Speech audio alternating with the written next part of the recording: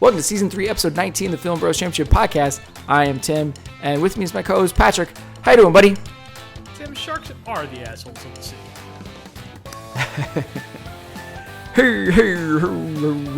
I can't even do that voice. I did it right the first time. I can't explain it to it. It just gets me every time. I don't know why. I like it when people make fun of animals. I like it. Yeah, it has its place for sure. I mean, it had its element of a little mystery science theater 3000, and it's the parts that I enjoyed the most in the movie. But didn't care for the movie. Didn't like it. Didn't hate it. It's a stoner comedy that worked for me. I don't know what to tell you. Man. I mean, it's not like I have this in like upper echelon. Right. It's in the middle of what we basically watched so far this year, and I laughed a bunch. Wow, mine's toward the bottom. Okay. Like pretty low. No, not at all for me. Wow. This should be an interesting episode then. All right. So we saw Strange Wilderness. I think it was your pick. Yeah, it was. Yeah, I'm pretty sure. I was like, Okay. Yeah, because I picked Harold and Kumar. Right, a worse stoner comedy. I have it rated higher than this. I have the original Harold and Kumar. I would have it rated like this, but not Guantanamo Bay. That movie sucks. So this movie, Strange Wilderness, is a very stupid movie. Yeah, But it has its charms. It's about a nature documentary show that has fallen under hard times, and they are on the verge of getting canceled unless they can come up with something big. And they go after Bigfoot. And that they do. I had fun with it. I just did. This is gonna be the biggest discrepancy probably of the season. Okay. I'm prepared. I'm prepared to defend. Like, hey, listen. I'm not Yeah. calling this a good movie. Right. But like, it's not. Rotten Tomatoes has this thing at like a 2%, and I'm like, it's not worse than College. That's ridiculous. No, College is probably worse. Yeah. Probably. No. Yeah. No, it's worse. It's Okay. worse. Wow. No, it's worse. Man, yeah, I just because College is the movie I have rated the worst Right, this but season. This movie actually made me laugh, which is something that I can't say for like a lot of movies on this list Right. that we've covered so far this year. It is right around all those bottom drag movies where we had trouble laughing. That's where I have this. Okay. Yeah. So our main character is Peter. Peter Golke. Yeah, and his dad was the original Played by host. Steve Zahn. Yeah, his dad was the original host of Strange Wilderness, and when it was at its prime. Yeah. In like the And 70s. he was a go with the flow and smiley dude, and it was successful at a 7 p.m. time slot or whatever. Yeah. And now his son has taken over, and he definitely smokes too much pot and kind of an idiot. And his nepotism of the situation has led the show to be now at a 3 a.m. time slot. And he's doing whatever he can to try to hold on to this show. Getting your show moved from 7 p.m. to 3 a.m. is a pretty decent explanation for why the ratings have plummeted. But there's probably a reason why it got moved to 3 a.m. Yeah, Peter just can't deal with the legacy his father left him. He can't measure up, and he knows it. And his addiction to just having a good time does not help. Yeah. So now Peter and the crew do the minimum amount of effort while spouting incorrect or even absurdly obvious factoids over animal footage. Right. And just calling it a day. I like the movie starts on with Peter on the phone talking to someone we never meet, and delays the whole story of this movie. We never know anything about it, even at the end. We never know who it was. Yeah. In my head canon, it's a sex phone operator that he just calls on the regular. I was expecting that to be the case. Right. But yeah, that it never happened. Yeah. I enjoyed him saying like one of the reasons he thinks he lost the show is because he used to smoke too much weed, but he's quit now. But he's like smoking a joint the entire time. Right. Yeah. So yeah, like I said, the show is getting canceled unless they can do something big like hunt down Bigfoot. And Right. It's not much of a character. I'm not going to pretend. No, his only real thing is, I guess, he is, even with all the adversity they tend to face, and how much of an idiot he is, he still manages to stay pretty positive, even in his fits of anger when things are not going well. He still keeps on pushing and has, it's going to be fine. We're going to be great. This is good. And like pushes everybody along. So that's like, I guess, one positive kind of trait about him. But otherwise, he doesn't necessarily seem like a terribly good person. He doesn't seem like a very... He's an idiot. He's an idiot. There's no question about that. But he's not like just like outwardly mean to people either. Except for, like, I guess that's true. I guess for Bill, but they give him a job anyway. And, he's trying to save not only his job, but everyone else's. And he honestly does care. So, there's some redeeming value to the character. I mean, I guess. This isn't complex, so I didn't give it more than a 2. But, the charm of Steve Zahn covers up a lot. Yeah. I gave it a 2. Okay. There we go. Yeah. So we can just move on to the funny stuff. Yeah, do tell. It had me laughing from the beginning, okay? There are plenty of characters that I'm sure we'll get into side characters that I downright hated. And there were certain people that I love, because there's great people in this movie and a lot of talent in this movie, but there are certain people I'm like, why? Why this choice, and why someone not pulling you aside be like, what are you doing? Stop. Okay. Well, yeah. I'm going to talk about stuff I liked. Yeah, I'm fascinated. So right from the very beginning, they're trying to shoot the show on bears. Yeah. And they hand him the script, and it's written on a cocktail napkin from PJ Mahoney's. Yeah. And he starts reading off like, bears are large and brown. It's like, well, that's not true. What about baby bears? So he starts tearing off nope, not using that part of the script. Yeah. And it's bears derive their name from a football team in Chicago. No, it's the other way around. So then he tears that piece of the cocktail napkin off. It's estimated bears kill over 2 million salmon a year. Attacks on bears by salmon are much more rare. All right, that's got to be true. Let's go with that one. I like that one, and I like when they threw it in. I also kind of liked when he had struggled over saying brown bear. Yeah, so they decided just to change it. I forget what... I didn't write it down. You're right. What did they call it? Yeah. Do I have that written down?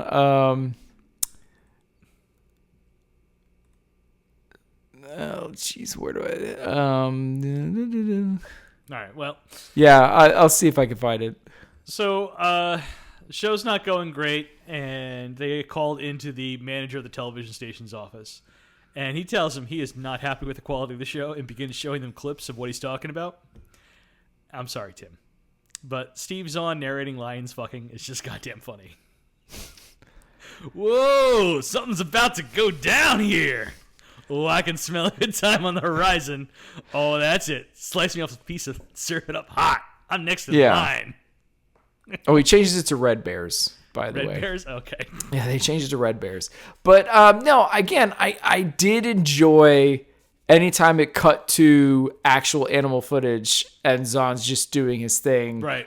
Voicing it over. I thought that stuff was always pretty good. It was the rest of everything else that I really didn't like. Even later on, the last clip he shows is a bunch of white girls with large fake tits jumping up and down in front of some fake bushes, and one of the bushes even falls down. Yeah. Well, the African women are not exactly attractive or something, right? Ed is like, what the hell is that? He's like, that's the Africa wilderness? That's not Africa.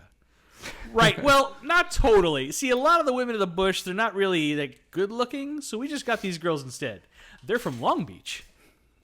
And the utter disdain and incredulousness of Jeff Garlin as the station manager.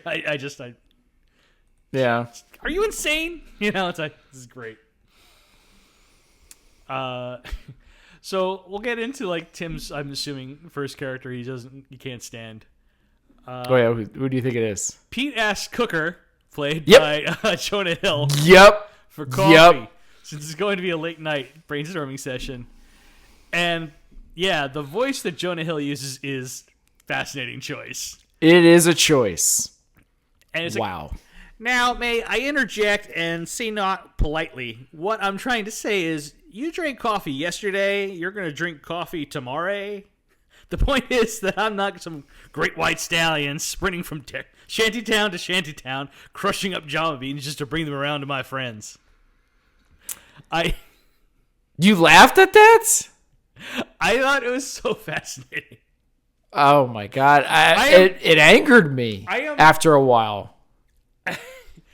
I find the choice so outlandish that I'm like, huh. It's nuts. It really seems like, well, we didn't really write much of a script, so whatever you guys want to come up with, that's good with us. Now that I agree with. This movie definitely has a bunch of improv, a bunch of people who do improv a lot, and like, yeah, just go with whatever. The only time I thought Jonah Hill in this movie was funny was on the RV when he's singing the song. When he's singing the song. Yes. That part was actually a funny part, and that was it. If you're my stepmom Phyllis, then fuck you. If you're my new brother and sister Dakota and Breckenridge, then fuck you too. Listen up, world. Hey, Dad, why'd you marry that whore? And like, you have Justin Long sitting next to him, like crying, like this is some deep song. I love when he gets into like objectively, we have different standards of what is loud. Yeah. Like, that's when I really thought it was funny at that part. But yeah. But other than that, really was angered every time he spoke otherwise. And the buzzer to the nuts and groin of characters was never, ever funny. I don't think I wrote... Wait, no. There was... No, not to the nuts. No. Anyway, there was a couple of things I did find funny that Jonah Hill did. Okay. But anyway, as the guys get ready to go after Bigfoot, they decide they need a new animal handler, so they start taking auditions. First up, Bill Whitaker, a former car mechanic who currently has no job and will do anything. And Peter and his, I guess, co-producer, Fred, co-producer / sound man, hate how sad his story is and reject it. Maybe a best friend, but they never really... They like pseudo had that in this movie. Like at the end, you almost like, were they besties when they get into their fight and like reconnect maybe? But it's like, otherwise it's not really there. Oh, no. So it's just weird. None of the characters are anything more than like paper thin. But I just like that they were just like, so like, that's really sad. You're like bumming me out with this story. Why don't you go write a blues album? Why don't you go write a blues album? Got me. I don't know what to tell you. Yeah, I don't know. But like after that, they had this like screaming for Debbie bit, and they just kept on like they're playing the penis game, and it was not funny. That was not funny. No, that was just like that was annoying.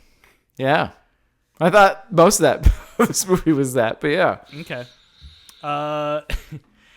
Then on the way to Bill's house to get the map to Bigfoot's cave in Ecuador, the guys spot some sea lions and decide to film them. Oh, here's another character that I hated. Oh, Danny? Yeah, Danny's really annoying, but I'm not... Awful. I didn't even write him up. I found him so obnoxious. Yeah. But honestly, the movie did well with it because he's out of the movie really fast. And he goes back in and then out again, which is funny. No matter... Then we get more narration as they're filming the sea lions. No matter how many sea lions are eaten each year by sharks, it never seems like enough. I like that one too. When a shark enters the area, sea lions leave the water immediately. Luckily, there's no tigers waiting for them on land, or he would know what the fuck to do. And then you got a sea lion's main diet is fish, of which there are many different species. Here we see the pufferfish. Our best guess is this fish inflates by sucking in its balls into its stomach. This odd-looking fish is called a squiggly. Can I just say one thing real fast? Give me the microphone. Why is that pink thong running so fast? I think you're almost doing his voice from... I know. I could... from Zack and Miri. Like, this is a movie, like, I watched it last night. I've already forgotten what voice he was trying to do. Yeah, oddly enough, I was really enjoying a lot from Justin Long in parts of this movie early on. Let me ask you a question. Do you think during the sea lion bit... and he saw Danny in the sea lion outfit, Do you think Justin Long saw his future with Tusk? No, It's like, but that's funny. It's like yeah. one day that'll be me. But in a much more disturbing suit. Yeah. So Danny gets attacked by a shark while in the sea lion costume, and they bring him to the hospital. Good news, Danny's out of the movie until the very end now. Yes, thank goodness. Because he is terrible. He is like, what's that actor's name? I don't remember. I forget too. He's in a ton of, and he's not bad in other Sandler movies. But this was unfortunate. Peter Dante. Yeah, he's always in. Yeah, Peter Dante. Yeah, he's always there. He's at his most annoying. Yeah, like he could not be more annoying than Mr. in this Deeds movie. level. Like I think was his most annoying. I think I could be mixing up. Yeah, no, I mean, but maybe he's at 11. I'm trying to think, what is his most annoying? Ooh. Let's not go through the credits. Yeah, we don't. Yeah, exactly. We don't need to. I stopped keeping up with the Happy Madison movies a long time ago. You know what's a good one? I don't know if you ever went to it. Don't fucking say the Halloween one. No, I was gonna say Grandma's Boy. Oh, I know. Grandma's Boy is like the best they ever did that did not feature Sandler starring. Yeah, the offshoot of Sandler, Grandma's Boy, was actually legitimately good, and I was like pleasantly surprised when I saw that one. So that's what I was hoping for this one, but I did not feel that. No, this isn't as good as Grandma's Boy. Nowhere near. But it's like better than like anything they've come out in the Netflix run. I'll say that much. Oh yeah, but that's not saying a whole lot. Oh, yeah, the Halloween one I had to turn off. Oh, it's so bad. I couldn't even do it. Hubie Halloween, was that what it was? I think so. That is terrible. I think That's My Boy was his last good comedy. Yeah, I agree. Yeah. Oh yeah, so here we go. Danny gets attacked by a shark while in the sea lion costume. They bring him to the hospital. Cooker tries to cheer up Cheryl, the travel booker, but actually shocks her with a buzzer, and she hits him over the head with a film can in retaliation. And you got Junior yells, "Oh shit! 2 funny things at once!" And I don't know. I did chuckle at that one because again, I don't know what it was, but Justin Long I thought had the most consistent non-Steve Zahn voiceover stuff. It's so stupid. I can't explain why shit made me laugh in this movie. It just did. I can't explain it. I don't know, man. It just did. It worked for me. I feel like and then hold on, Justin Long was good up until they actually like venture out into the wilderness, and then there wasn't as many moments for him, so there wasn't that many opportunities for him to be funny anymore. But there was a lot of that like beginning chunk where like I thought he was like the best thing going for it, non-voiceovers on. Well, defending my boy Jonah Hill here. The next bit of Cooker's he speaks up afterwards. I was trying to help you feel better, then you hit me in the head. Now there's a bump on my head. It looks like a dinosaur egg. If that dinosaur hatches, people are going to think I'm some sort of prehistoric gentleman bird. Prehistoric gentleman bird. I don't know, man. Okay. Maybe it's the voice with it. It is annoying. It's not Danny bad, but it's pretty close. Yeah. Maybe that's what it is. I don't know. But it was. I had a hard time enjoying. But then, hey, your boy Justin Long again. Hey guys, check this shit out. It boosted some nitrous from the dentist's office. It was so awesome. I just like grabbed it and they were like, "What are you doing?" And I go, "It's cool, man. I'm a dentist. I need to use this shit." Yeah. I also enjoyed where he's like, they're trying to film the bear stuff at the beginning and you just hear the Bond stuff going. I'm hearing some weird bubbling. Yeah. Oh, and then he exhales like, oh, there's a weird fog coming from the camera. Yeah. That stuff was kind of funny. Pete goes to take a piss and sees a nest of wild turkey chicks, and then he gets attacked by Mama Turkey, which is like this absurdly large giant puppet. Oh, this thing was insane. This was an insane scene. And it just kept on going. It was almost like, it felt like a Family Guy bit because the way we're not done. We're gonna keep going with it. But yeah, or kind of a mix of like, there's something about Mary, like something so absurdist and extreme, but we're gonna go to another level somehow. Yeah.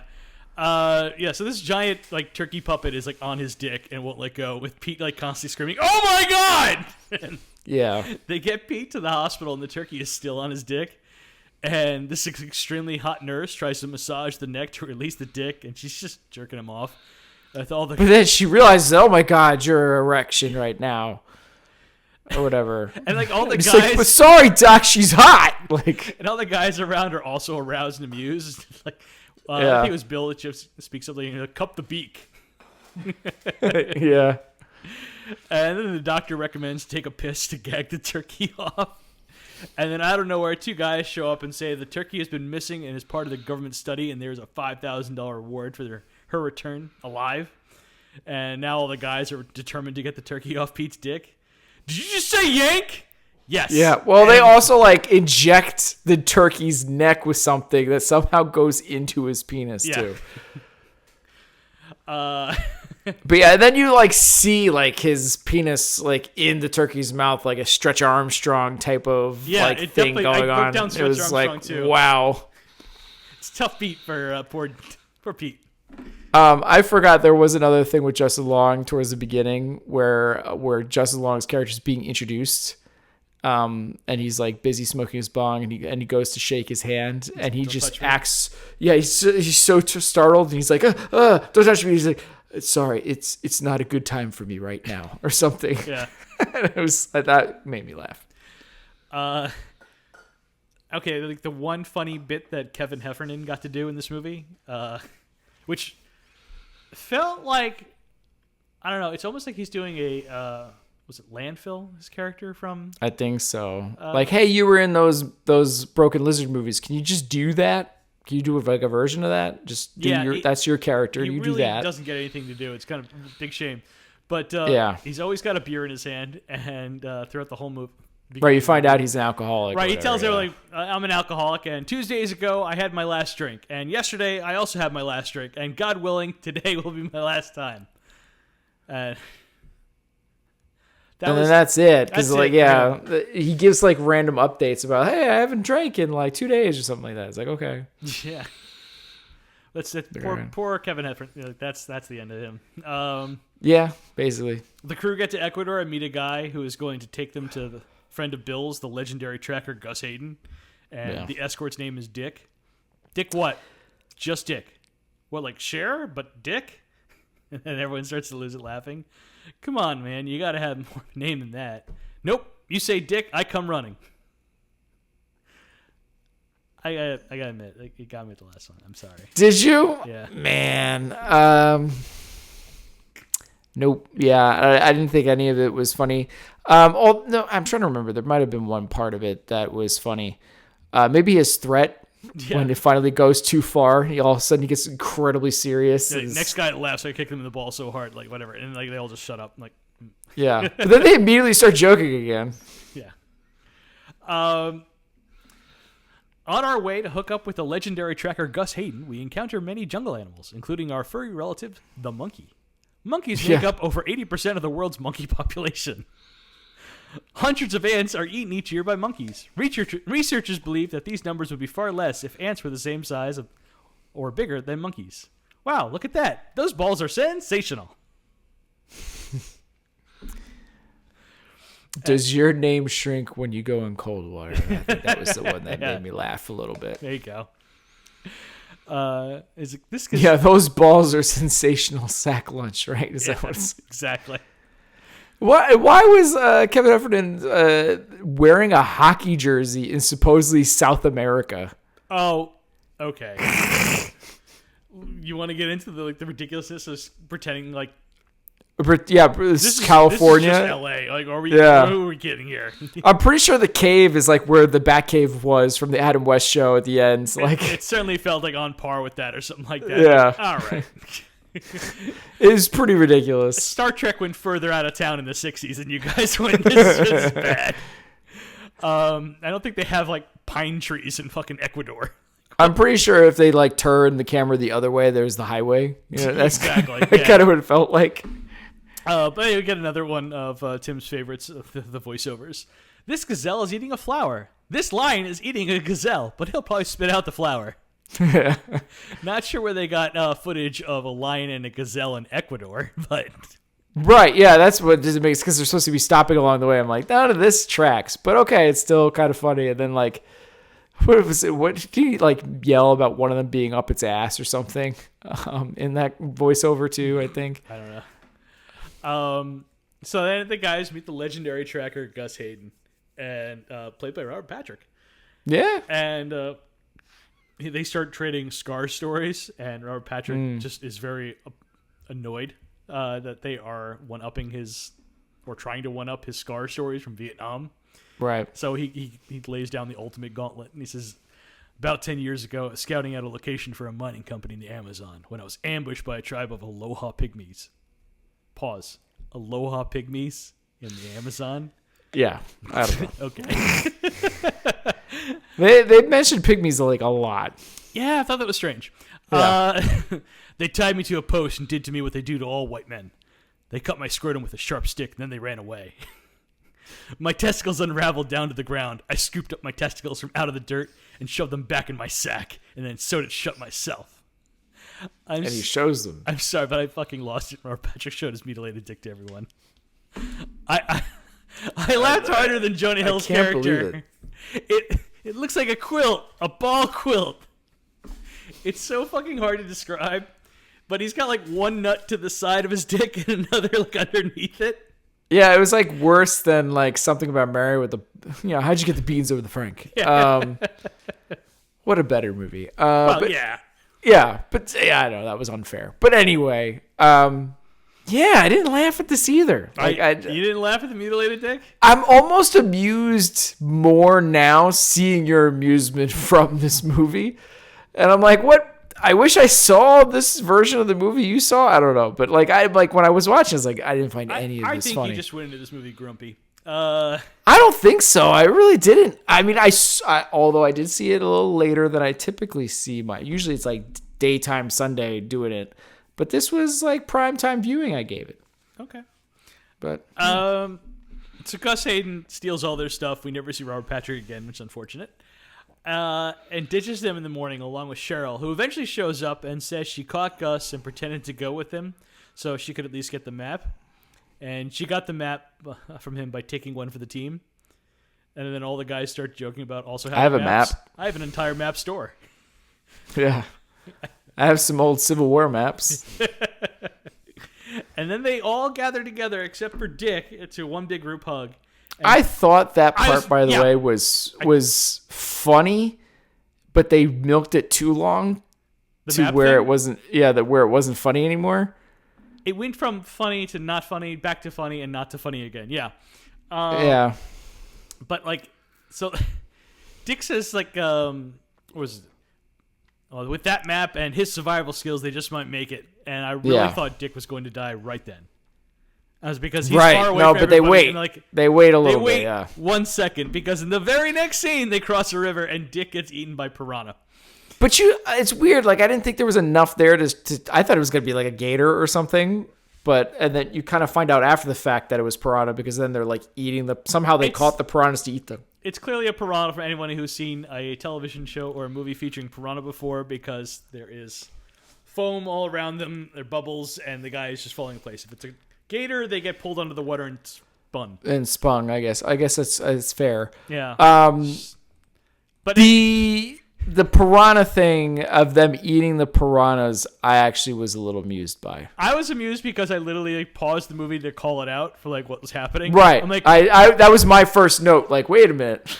And then you see, what is it, Heffernan that calls it out? They're all like, the guys like start eating the fish, the piranha, out of revenge for eating Dick. And they're like cursing at the fish as they're eating it. Fuck these fish fuckers or whatever. Yeah. And they're all like confident, yelling at them each. And then like I pause. I'm like, wait, technically aren't they eating Dick then? And then Bill shots out like, hey guys, wait a minute.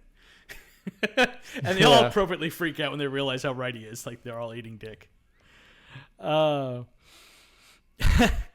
So they finally find Bigfoot's cave and start filming, and then Bigfoot comes out of the cave and he is just confused what these people are doing here. But everyone freaks out and just shoots Bigfoot dead. Which got me like, what? I thought that was about right. I don't know. Like, it felt right. But I didn't really find it amusing until the campfire afterwards? The campfire afterwards was more amusing about it. Yeah, exactly. Because they're all kind of like trying to defend what they did. Self-defense, right? It had to be. I mean, like, yeah, he was totally coming at us. Like, Bill's like, I think he just said, huh. Yeah. Huh? Yeah. And then Cooker, Tim's favorite, he's like, this mythological beast was engineered by the French. Fuck, I was so blind not to see it before. It was designed by the French in the early 50s. In like the 50s, yeah. To fuck and eventually kill American people. He would have come and fucked us and killed all of us. The guys bring the finished tape to Lawson, and they cover up they're killing a Bigfoot with... Apparently, the Bigfoot has been experiencing depression and hung himself. But you still see him like full of bullet holes, too. I lost it again because this is so fucking dumb. I'm sorry. It's so dumb. It's so dumb I had to laugh. I don't know. Yeah, like you said, you could clearly see all the bullet holes, and like Lawson's like, are you crazy? And like, yeah, show's canceled. Miles, the original, I guess, camera operator, played by Ernest Borgnine, who we haven't seen from the beginning of the movie. I guess Ernest Borgnine was like, yeah, I'll do the part, but I can't walk. So yeah, he basically like, I'm too old to do all that, so my dickless nephew or whatever is going to do it for me or something. Right. Yeah. He comes by, cheer Pete up, and tell him his dad would never be able to do the show today because it was a simpler time, and he'd be so proud of everything you've been able to keep it together. Sure. So Pete gets the band back together and decides to film another shark attack to get the show back. And it's like, the assholes of the sea. Sharks can only be found in two places on Earth, the northern and southern hemispheres. Yeah, I noticed that. And then, one too. yeah, Pete making fun. Well, you do see Danny is survived the previous shark attack and is being wheeled out with them yeah, for this next excursion. He's got one leg and a whole bunch of scars. Yeah. Yeah, and then you got also the voiceover of him just making fun of the one shark's teeth. Yeah. It just got me because he kept on doing it like 4 times in a row. I'm like, I don't know. It works. The guys hang a stake over a pier to tempt a shark, and then they all forcibly puke into the shark's mouth when it comes up. Yeah, that was weird choice. That was hella stupid. I mean, just not funny stupid. It was like, what the fuck? Danny gives the bird, and the shark comes back and bites his arm off. People love shark attacks, so they're back on the air and dominating the 3 a.m. time slot. Can't speak now. 6 months later, they went after Loch Ness Monster and got up to some crazy shit. They remain friends to this day. End of movie. Yes. Thank the Lord. I gave this a 5. I gave it a 2. Wow. Yeah. Okay. And that was for this Steve Zahn commentary mostly. And then I guess a few things of Justin Long in the beginning, and that's about it for me. I really didn't find any of this funny. Dealer's choice, exactly. but I don't know. But it did not work for me. I think, if I'm watching this movie like in college or something like that, a whole bunch of us drinking, we would have laughed even harder at a bunch of points. Maybe. But yeah, I thought it was just like a passable stoner comedy. There's just too many characters that were annoying or just were useless. And just there was just too many characters that there was no point of being there. Right? The animal handler, I think he drove a bus, the RV at one point, and that was about it. That's all he did. Yeah, he pretty easily could have just cut out the entire Kevin Heffernan character. I'm not sure. Yeah, I mean, the travel agent was there to say she was a travel agent, but then... Oh, I guess we're just going right into supporting characters now? Okay. Yeah, let's go right into it. Okay. Like, I mean, yeah, Cheryl would Ashley Scott plays Cheryl, the travel booker. Yeah. She's pretty, and she is kind of funny during the Bigfoot self-defense campfire scene. But, yeah, that's about it. Yeah. She's there to be pretty and the so-called travel agent, but I don't really know what she really did. And then I kind of actually liked her introduction too, where like she meets Pete for the first time, and he's like bragging afterwards he's gonna go lay that pipe, and she's like, hey, and like she's right behind him, she heard everything. And oh yeah, I thought that was pretty funny or whatever. Or she said like I'm cool, like I'm one of the guys kind of deal. And like Pete's just looking around like all freaked out that she heard everything. He's like, I don't think I'm gonna be laying that pipe. Yeah. Ernest Borgnine's in this movie. Yeah.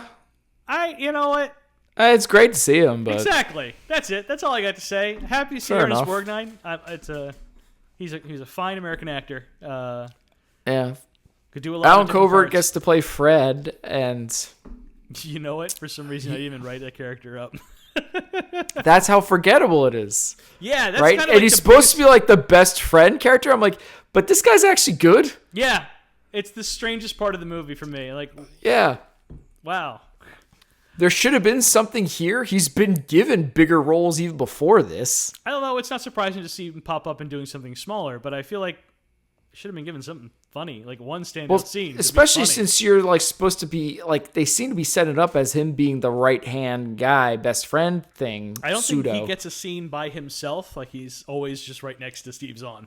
Yeah, and it just was a bummer because it's just like what was the point of this? So that was kind of a bummer. I hated Cooker. I hated Jonah Hill in this movie. I love Jonah Hill. I think he's amazingly talented. I really do. But I thought everything he was doing in this movie, besides the musical solos, which he wasn't doing his voice when he was doing that musical solo, so maybe that had something to do with it. But I thought it was awful. Are you wearing a thong? And he's just like, Yeah. yeah. I don't know.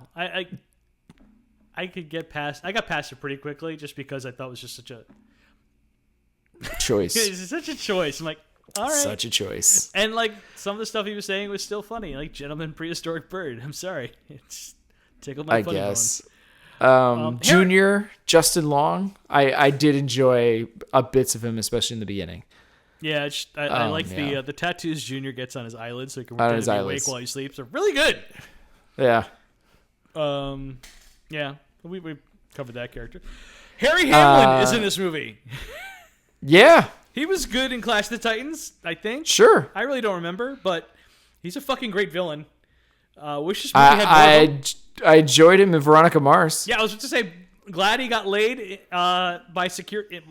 We see him through a security cam getting laid. Fun, unintended callback. By what's his Bill's wife or something? Is it Bill? I think. Yeah. He's screwing Bill's wife, but he's getting technically recorded by Bill without him knowing it. But still, like I said, fun unintended callback to his Logan Eccles character on Veronica Mars, who's nailing somebody by security cam.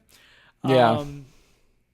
Jeff Garlin as Ed Lawson, the manager of the TV station. He doesn't get anything to do, but Yeah. him just being exasperated by Pete and the show. Jeff Garlin being annoyed by someone is always just really funny. I guess, but I've seen him do that Oh, it's yeah, so walking much for him. better in so many other things. It's just so this just left me flat. 'Cause it's like I've seen him doing this and it being hilarious, and to me, I didn't think it was really funny. And we already talked about Kevin Heffernan doing Whitaker. That was pointless, and Danny, and that was awful. I didn't even write that one. Joe Don Baker. That was my next one, Joe Don Baker, which I'm gonna be like, I'm gonna hold my tongue because as a Bond fan, I can't say anything negative. I gotta get you to watch some more Joe Don Baker movies. But yes, he's been in lots of great movies from the 70s and on. The original Walking Tall. He really gets wasted in this movie. Yeah, but happy he was getting work. sure. Robert, We already talked about Robert Patrick. yeah, a fun cameo, but it's weird to have him playing a Vietnam vet since Robert Patrick was 14 years old when the United States left Vietnam. Yeah, And he's like 22 years younger than Joe Don Baker, who was supposedly served with. right. Didn't make sense. Yeah. Yeah. So, yeah, I gave this category a 2. I gave it a 1.5. Okay, well, Yeah. that was close. So my final score was a 9. 9. Yeah. Wow. Better than Sex and the City in the movie for you. I definitely laughed more in this than in Sex and the City, Wow. which, I'm curious how you have it rated versus Sex and the City, the movie. Worse. Wow, look at you. I know. Look at I know, you. right? Turned you into a Sex and the City fan after all. I know. I have this movie at a 5.5. You have it below War Inc. Wow. I do. I hated this movie. That's why I was shocked. College is worse. This is my second to worst movie. Okay. Yeah, I thought this movie was sucked ass. I definitely made me laugh more than War Inc., Soul Men, Promotion, Sunshine Cleaning, What Just Happened. Definitely more than College. Yeah, I mean, again, it's not just on hilarity and laughter. No, but it's so the largest category out of 10. It the is. Other categories are out of 5, and just and other movies had stronger in other categories, I guess. So I get what you're saying on just parts I laughed at, but I can't imagine. I can't imagine visiting any of the bottom like 5 or 8 movies again. Like, I'm trying to think. 1, 2, 3, 4, 5, 6, 7, 8, 9, 10. Around 10. Right? That bottom 10, like, I'm not going to really be revisiting. I would probably say the same for me. I would maybe even go higher. So I want to point out that every time Deep Purple's Hush is a needle drop in movie, that's just good. It's good, damn it. Na, na, na, yeah. Na, na, na, na. Although I always think of I Know What You Did Last Summer.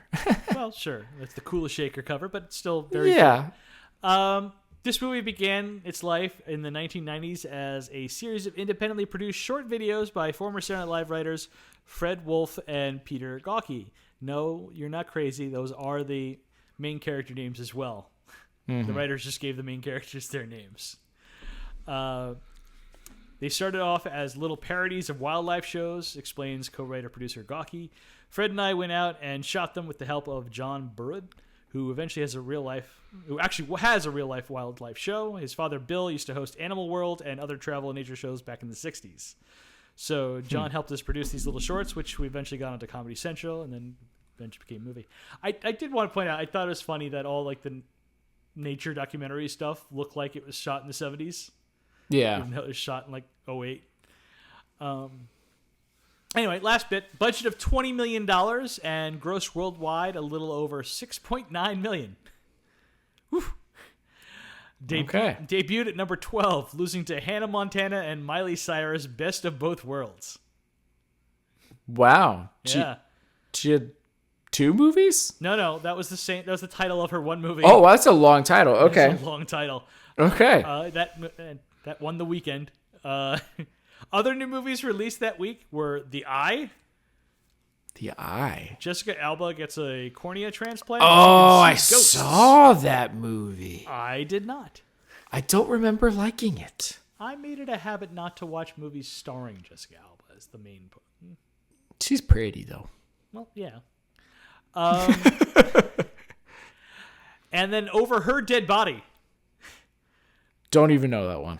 Eva Longoria is a ghost who haunts the psychic that is hooking up with her ex, played by Paul Rudd. Oh, I saw that on HBO, but I never actually watched it. But I recall it. I remember the trailer. Yeah, that movie also debuted this week and made $1 million more than this movie, but only came out at 11th place. Huh. And that's it. All right. Well, I'm glad to move on from this movie, and I'm glad to pick something that I know will be infinitely better. Oh, you do know? Huh? Okay. Well, now. Oh, I know my pick. Oh, okay. Go for it. In Bruges. Yeah, shocking. Oh. Needed to pick me up, huh? I did. Yes. I mean, we really only have like one bad one left, presumably. I don't remember.